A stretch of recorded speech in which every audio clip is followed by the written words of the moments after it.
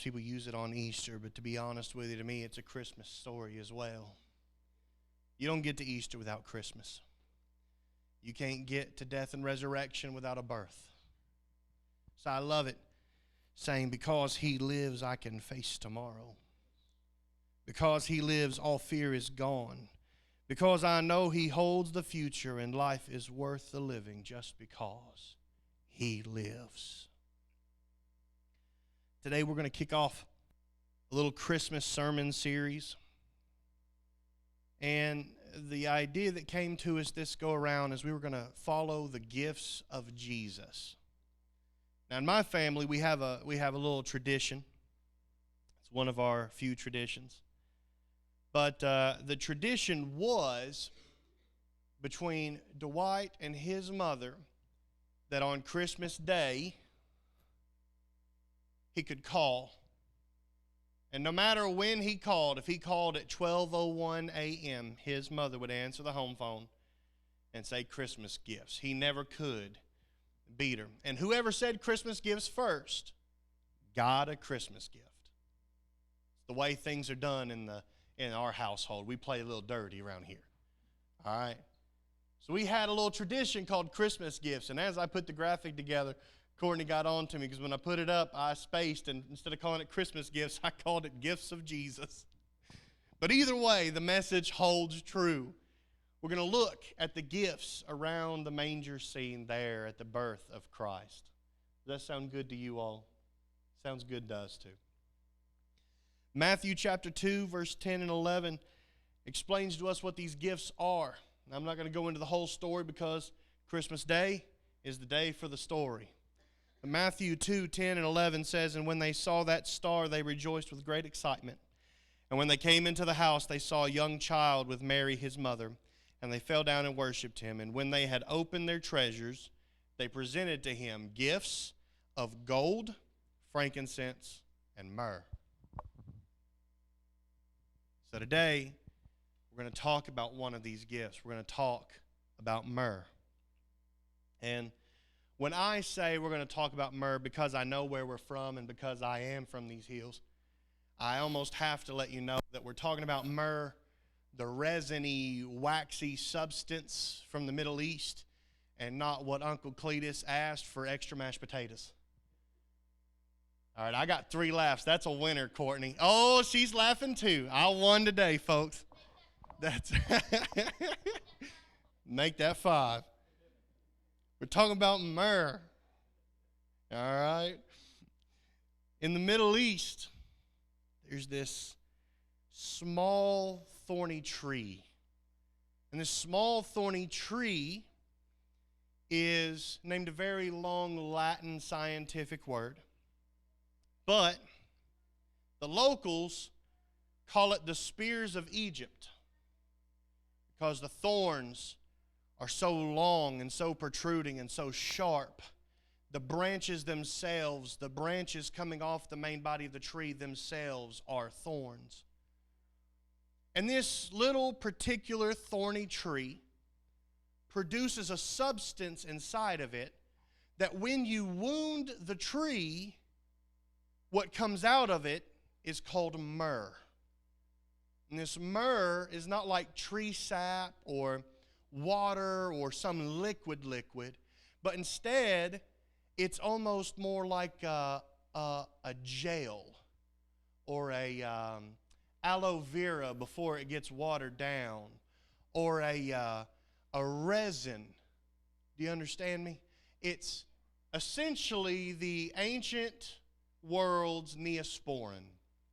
It's that kind of a substance. And this substance is of great value.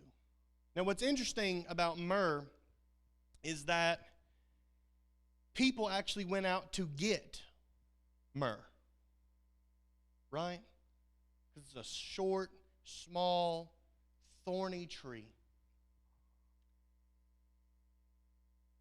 They would go out and they would identify these trees and they would wound them and they would extract the myrrh.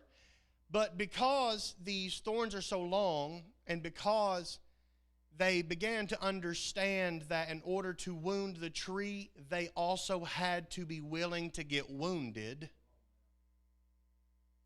There were not a great number of men swarming to these trees to get the myrrh. So, this tree and what it produces becomes a rare commodity. Actually, in Genesis, Deuteronomy, and throughout the Old Testament, we're seeing conversations from Abraham and Isaac and Jacob and even Moses about the trade value of myrrh. People are not willing to sacrifice their own flesh to extract what is in there that is good for them. So there were not swarms of people trying to get this substance. And because there were not a lot of people providing this substance, it had a very high value. Now, I don't have to explain this much to you. We know how much blackberries are worth to our grandparents, right? We know how much blackberries are worth to our, I think Domino's going to get some blackberries after this. I saw that face. We know how much those blackberries are worth to them. Can I tell you something? Blackberries are covered in thorns. They're surrounded by thorns. You ever get into a patch of thorns trying to get blackberries for your grandparents? Yes. Okay. You know what I'm talking about. It has a value because to get it you have to pay a price. Makes sense? You might get some blackberries, but you're going to end up paying in a pound of flesh. You know what I mean? You're going to come back nicked up and bruised up. But I'm telling you right now, blackberry thorns have nothing on what the Encyclopedia Britannica calls spears of Egypt. The only way to relate to this tree that produces myrrh is to literally act as if it is its own armed forces equipped with actual weapons. That is the plant that you got myrrh from. So it's exceedingly rare. Now, you've been to the grocery store lately. You understand that things that aren't there cost more, right?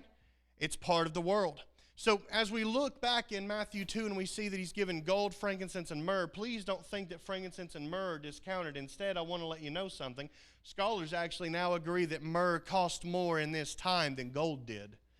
So do not let your modern notions and your modern understanding of how the world works today, 2,000 years after, affect what the world was back then. The one who brought and opened up his treasure and presented myrrh presented a highly valuable and somewhat rarer gift. Now that you understand what myrrh is, because of the way that you extracted the myrrh from the tree, myrrh became synonymous with suffering. Because you had to wound the tree, but the tree was going to wound you back.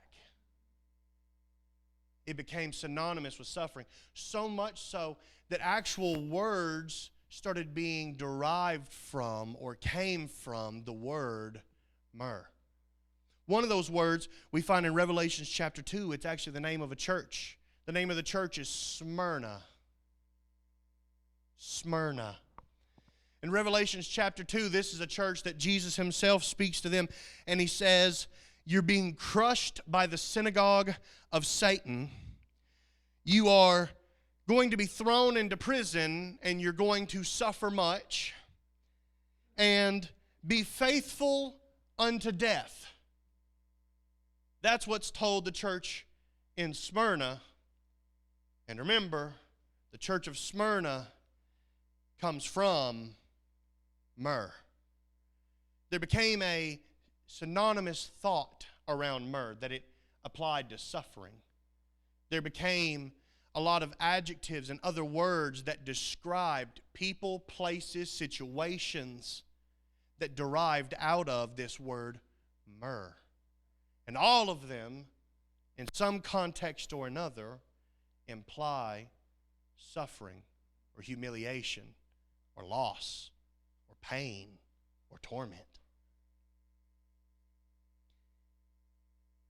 Because of the wounding nature of getting the myrrh, suffering is part of its identity. I can show you another example In Mark chapter 15, we see Jesus on a cross. And it says that Jesus is offered wine mingled with myrrh. Mingled with myrrh. Now, just so you're clear, I want to give everything to you in context. A little bit of myrrh in wine is not entirely weird or uncommon or misplaced. As a matter of fact, myrrh has some properties that make it good for wine for people of that day. If I told you today from the pulpit that people actually preferred the weak wine, more akin to grape juice back in the day, would you believe me? Would you believe me? Myrrh has antimicrobial properties that delay and limit the fermentation process in wine. They figured this out. Myrrh also smells nice, and they like the fragrance in their wine. So people that were well-to-do, the kind of people that, for example, could throw a wedding banquet, it was very common for them to have a little bit of myrrh in their wine because it would delay that fermentation process and you could drink it without any fear of becoming drunk or under the influence. People of that day that were very well-to-do would put a little myrrh in their wine, and they had land, a well, and a servant, and they would water it down before serving. And if you come to understand this, that wedding banquet story that I referenced makes a whole lot more sense.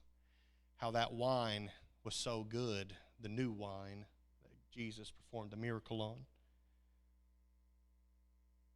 People of that day liked a little bit of myrrh in their wine. It was of higher value because it would not get you in a stupor and it still would hydrate you.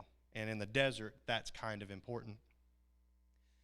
So wine with myrrh was not uncommon. The problem that we see in Mark 15 when it says that they offered him wine that was mingled with myrrh, it is a problem of language.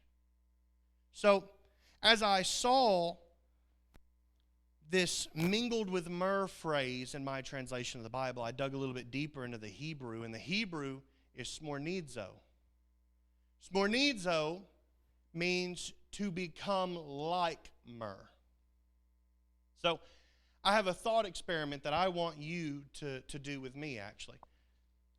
If myrrh is like neosporin or petroleum jelly and more of a waxy resin, if you mix a little bit of liquid into it, would the liquid become like the waxy resin? I believe so. I believe so. Matter of fact, I know so. And you can cook with oils, and you can cook with fats, you can cook with lard that's more of a state like this, and mix things into it, and it still stay more solid. Are y'all aware of this?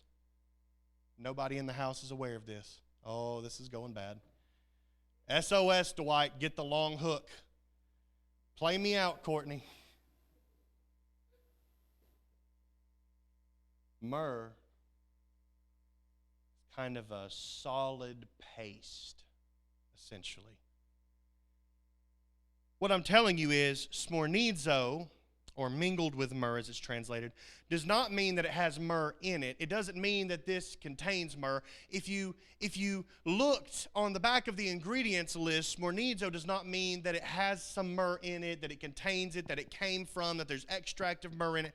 Smornizo means that it took on the properties of the myrrh, that it took on the qualities of the myrrh, that what you put into it did not affect the myrrh, but it affected what you put in it.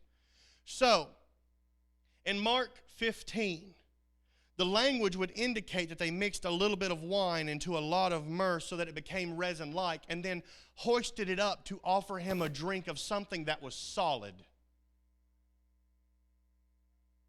The language would indicate that it wasn't liquid but solid. As Jesus is dehydrated, hanging in the desert sun, nailed to a cross, leaking blood and fluids all over the place, and he's thirsty for a sip. And any man would take a sip of anything presented to them in this desperate hour. The language that Mark uses to describe what they offered him was something solid that he couldn't drink even if he wanted to. It was fragrant like the myrrh in the nice wine, in the good wine. But it was humiliation. It was a trick. It was jest. It was suffering, because it's myrrh, and myrrh is often suffering. So in the moment of needing a drink, they offered him something undrinkable. Now, one of the happiest memories that I have in my entire life is running errands with my grandfather. If we ran an errand, it didn't matter if we were going to the bank, if we were going to the state office, whatever we may be doing, I knew that if I went with him on the errands, on the back end, before we came back home, we would stop at a Wendy's. And at this Wendy's, he wasn't getting me a $5 bag lunch or anything of that nature. And we didn't even get drinks. We got chocolate Frosties. Now, I'm going to be honest with you. This maybe isn't great for live streaming because I don't know. It may be a Class B felony on Dwight. But we ate those Frosties, him driving and all, with spoons. Remember that, Daddy? We ate them with spoons. Why? Why did we eat these Frosties with spoons? Because they were so thick you couldn't drink them up a straw. The Frosty had a property to it that made it undrinkable. And I'll tell you right now, as happy as I was in childhood to have a thick chocolate Frosty that I had to eat with a spoon, if I would have been a desperate, thirsty man, dehydrated in the hot sun, that Frosty would have been disappointing. That Frosty would have seemed like a cruel joke. That Frosty would have made me miserable, and it would have made me crave a drink of something real, even worse. But as much as myrrh is suffering, and we see that in these two passages that I've read off to you, myrrh is not just one thing. It's a complicated thing. See, myrrh has some properties that make it useful. Even though myrrh has to be wounded, and myrrh will wound you back, and myrrh is associated with suffering, it is also known to be a preservant and an ointment for healing. Because the texture of myrrh was kind of a waxy resin. It was kind of an ointment or a balm. It was a neosporin or a petroleum jelly kind of a substance. And because it had those antimicrobial properties that I talked about when it was mixed into the wine, how it delays the fermentation process and it keeps the bacteria away that would make it exceedingly alcoholic. What it is ancient neosporin. You could put it on a wound, and that wound would not allow the bacteria to get in, meaning the illness wouldn't overtake you. So this myrrh, that in order to get it, you had to become wounded. It would heal your wound. On top of that, it was a preservant. People would use it not only in their wine, but they would also use it in embalming and burial rites.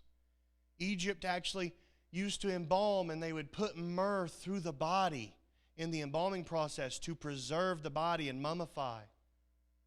Myrrh is a preservant and healing to a degree as much as it is a suffering and a wounding and a punishment. And this is kind of what I find so interesting whenever you actually start looking at myrrh and over the course of Jesus' life and everything surrounding Jesus. Because you may not know this, Psalms chapter 45 actually is a description. It's a prophecy of a Messiah that was supposed to come. And it actually says, "You are fairer than all the sons of men. Favor is poured on your lips. Therefore God has blessed you forever. Gird your sword on your thigh, O mighty one, with your splendor and your majesty. And and in your majesty ride prosperously because of truth and meekness and righteousness.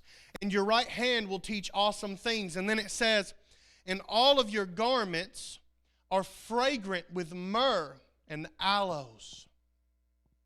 Now this may not seem like a big deal to you, but would you believe me that it's actually the heart of this entire message?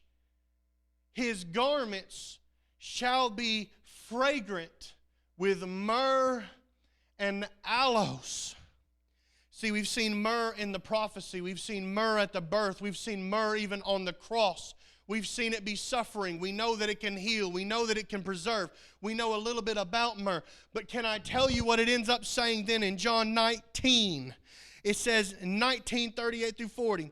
And after this, after the cross, after the crucifixion, after the death, after this, Joseph of Arimathea, being a disciple of Jesus, but secretly for fear of the Jews, asked Pilate that he might take away the body of Jesus. And Pilate gave him permission. So he came and he took away his body. And Nicodemus, who at first came to Jesus by night, also came, bringing a mixture of myrrh and aloes, weighing about 75 pounds. Then they took the body of Jesus and they wrapped it in linen clothes. Let me tell you why myrrh is so important. Not even just in the biblical narrative, not even in just understanding what it actually is, not even in just understanding what its purpose is, what it symbolizes, where you find it in Scripture. But let me tell you why it's actually important for your life. Because today you're in church and it's Sunday and life is pretty decent, but tomorrow life starts up again. And on Monday, some of you are going to have to come to the conclusion and say under your breath to get through your day and the trials and challenges and obstacles that you face, 75 pounds of myrrh and aloes. And let me tell you why that isn't as crazy as what it sounds like.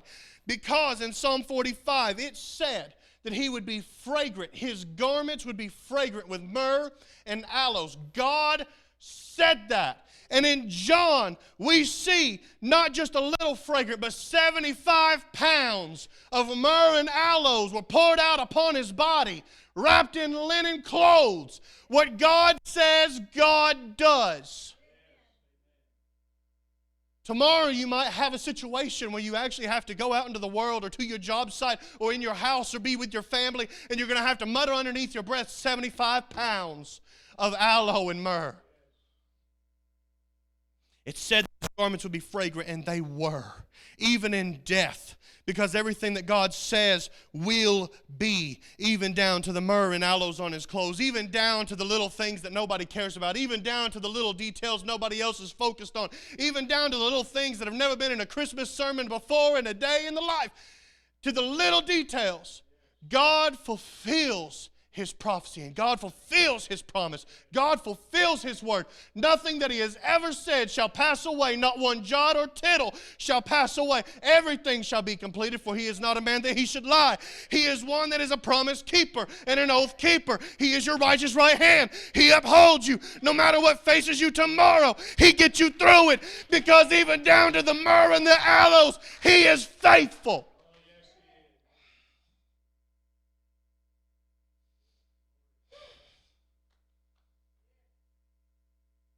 Just like the myrrh, he suffered. Jesus suffered. He was wounded. The tree to produce the myrrh has to be wounded. And when you wound it, it wounds you back. It is the spears of Egypt. It is very much so an armed force trying to get you. He had to be wounded. He was wounded. Just like the tree is wounded to produce the myrrh. He was wounded for our transgressions. He was wounded for our iniquities. He was wounded to provide us grace and salvation. He was wounded to pour out his Spirit upon you. He was wounded to give you a home and a better home. He was wounded to prepare a place for you. For he said, I go before you to prepare a place, and if I did not, I would have told you. He was wounded for that. He was wounded for that. His wounds opened up like the wounds of this tree that produces the myrrh. And out of his wounds came a substance kind of like myrrh. It's waxy. It's kind of like a resin. It's got that neosporin factor to it. To the point where when grace was instilled to us from Jesus, when we came to faith, when we came to a new birth, just as myrrh was given to him in his birth, when we came to be born again, I'm telling you that his grace and his favor and his faithfulness and his goodness and his love and his kindness and his patience and his joy, all of the good things, they came out of him. They flowed out of him onto you like myrrh. It's not like water. It's sticky. It's not a liquid. It's a little bit solid. What I'm telling you is that Jesus, just like this tree that produces this healing ointment, that you have to suffer to get. He suffered so that he could pour something out on you, that when the devil came by and tried to wipe it off of you, there's still a little bit left on your skin because it doesn't wipe dry. What I'm telling you is that it's kind of like myrrh. Even when he tried to wash it off of you, you still smell fragrant like the grace of Jesus Christ. I'm telling you that he was wounded so that he could give you an ointment, so he could put something on you that you can only get through the wounding and the suffering and the jest and the humiliation.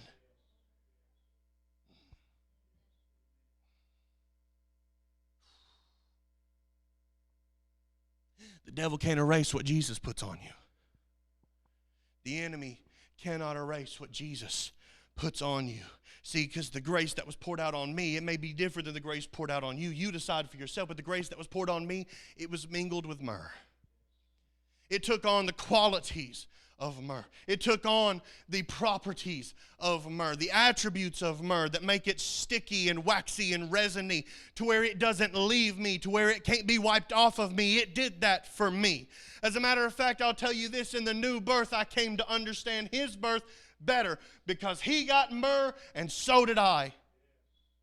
His grace coats us, a resin that sticks to us, that coats us from the top of the head to the soles of the feet, that preserves your very soul and your salvation, that writes your name in the Lamb's book of life and guarantees you a place in eternity. That is the way that you were coated when you said, Jesus, forgive me. So I love that song. Because he lives. Because he lives, I can face tomorrow. When Monday comes, it's 75 pounds of aloe and myrrh. When the devil tries to whisper into your ear, hey, why do you have hope today? Why do you still have joy? Why are you going around smiling and happy? What is so good in your life? All you have to do is say 75 pounds of myrrh and aloes. My Jesus lives and he remains. And even down to the little details of the life that we don't even focus on much in church, God has been good and he fulfills and he will fulfill for my life as well. Because even though it's Monday and it's not Sunday, because he lives, I can face it. Because he lives, all fear is gone. See, in the book of John, it says that perfect love casts out fear. Jesus loved you so perfectly. In his perfection, he loved you so much that there is no fear. I have no fear of any retributions. I have no fear of the enemy. Because what Jesus placed on me, nobody else can remove from me. What I have from Jesus was given from him to me. And it's between him and me. When the enemy comes trying to get you to think about what you did wrong last week, last month, last year, 10 years ago, 100 years ago, when the enemy tries to come around and put shame back on your life, you remind yourself right now, 75 pounds of aloes and myrrh. And what God put on me is sticky like myrrh. It's like tree sap running all over my body. And even though the devil comes trying to remind me of something I did in my past, my God chose to put a grace on me that coats me, that heals me, that restores me, that preserves me, that keeps me going day to day and forevermore. Because this isn't a 100-year life game. This is an eternity. Because I know he holds my future. I go before you to prepare a place. There is a future far beyond this. Even if my bones lie in a grave, my soul shall inhabit the place that Jesus prepared for me because he preserves me. Just as the myrrh preserves the wine, he has preserved my soul. He is a preserver. And life is worth the living just because he lives. Can I tell you something? I've lived with Jesus and I've lived without Jesus. Every day that I lived without Jesus was meaningless. It was worth nothing. It was like Isaiah said about our works. It was trash. It was worthless. Those days, what did I get besides heartache and pain and depression and anxiety and worries about future and sadness? What did I have without Jesus? But every day that I live with Jesus, it's worth the living just because he lives. Without this birth, it wouldn't be living. Without his crucifixion, it wouldn't be living. Without his resurrection, it wouldn't be living. It wouldn't be worth it. But because he lives, I live in a grace that I can't shake, that the enemy can't remove from me, that he can't wash off. I still smell the fragrance. Have you ever used hair gel? Have you ever used hair gel? I don't anymore, Dwight. Stay quiet now. If it ain't an amen, it don't count right now.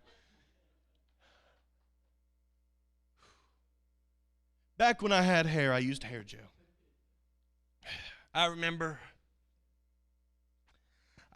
in the early 2000s, for some reason we thought style was taking some hair gel and sticking the front of our hair up like a wall. Don't ask me why we thought it looked good, because if you do, I'm going to call out your generation too, because some of y'all had perms, some of y'all had jerry curls. Don't come at me, okay? I got ammo on everybody. We were stupid, you were too. Amen. Hallelujah. For some reason, we would take hair gel and we would stand the front of our hair up. The rest of it would lay flat, but we'd make a little wall right here at the front. And I remember doing that, because who doesn't want to fit in? And I remember after doing that and having gel on these two fingers and this thumb, I'd turn on the water on the faucet and I'd try and wash my hands. And I remember after I washed my hands, if these two fingers came back together, they would stick a little bit. I remember the smell of the hair gel was the smell that these two fingers and that thumb was, even if I washed with soap. I'd turn on the hot water and I'd try and boil my fingers half to death trying to get rid of this hair gel, and yet it still would be on there. Y'all ever have that experience? Yeah. That's hair gel. That's its properties. That's its qualities. After doing this study on myrrh, I've come to conclude that the grace that Jesus has put on my life is just like that. At times, the enemy's tried to rub that off of me, wash that off of me, put hot water on it, put soap on it, get rid of it, destroy it. My fingers still stick together just a little bit.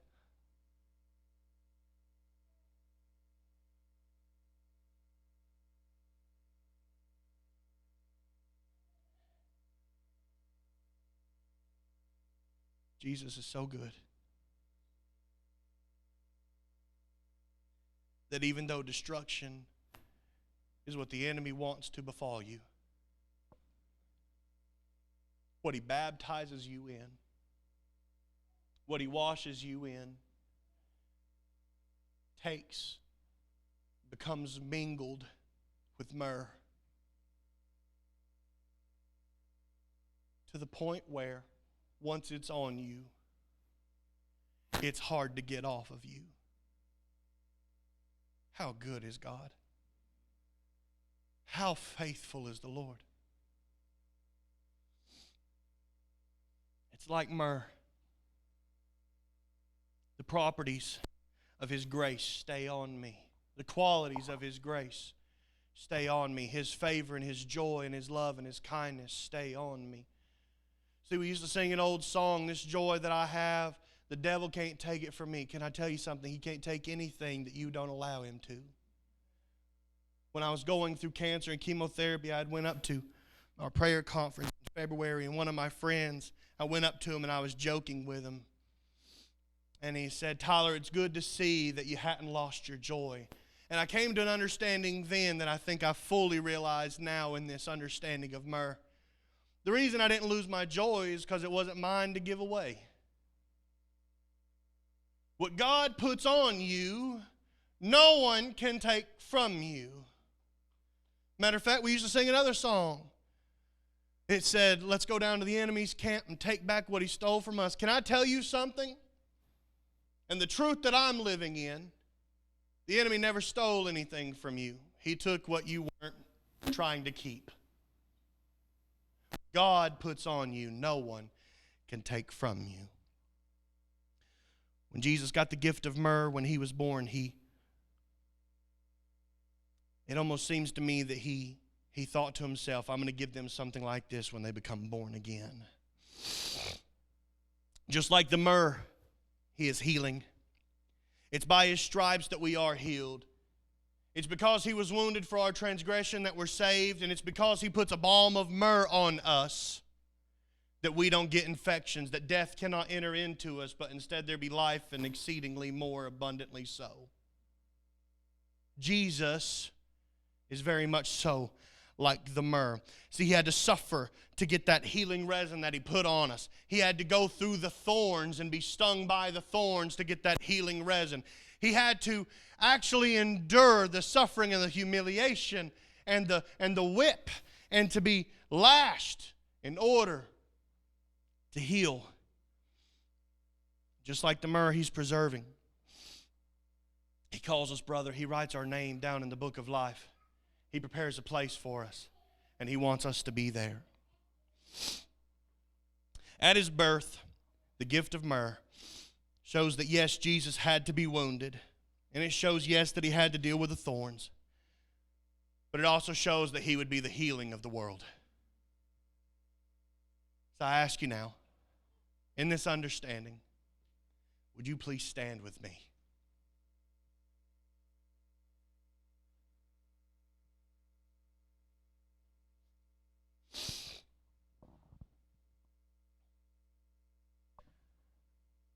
I believe that a Jesus is still Emmanuel, like the angel declared, that he is still the Lord with us. I believe that he has put something in us that is unstealable. I believe that he has done a great work in some of your lives, but I also believe that some of us struggle. I also believe that some of us hurt, we have pain, we have depression, we have sadness, we're anxious about tomorrow. I believe that even though because he lives, not everyone is so secure and gung-ho about facing tomorrow. But I want to tell you right now, Jesus is Lord with us, Emmanuel. What he has put on you, no one can remove from you. And better than all of that, in the thick of the trial tomorrow that you face when the enemy tries to come knocking, God didn't even forget about the 75 pounds of aloe and myrrh on his clothes. I believe that God has something that he wants done in your life. I believe he's trying to tell you that even in this Christmas season. I believe that the Lord has a great hope for you and a plan for you in tomorrow, even if the devil comes around and tries to tell you that you're going to be like the church at Smyrna and you have to be faithful to death and you're going to suffer and be put in prison. I believe that what the Lord wants you to know is that he has a balm of healing, and he has healed you and restored you and recovered you, and he's preserving you, and he's making something great out of you. And he's not going to forget to finish it because the Lord didn't forget about the 75 pounds of aloe and myrrh. So I ask you today, does anybody need prayer? Who is worried for tomorrow? Who's hurting today? Anyone at all? Come down? Is there anyone else?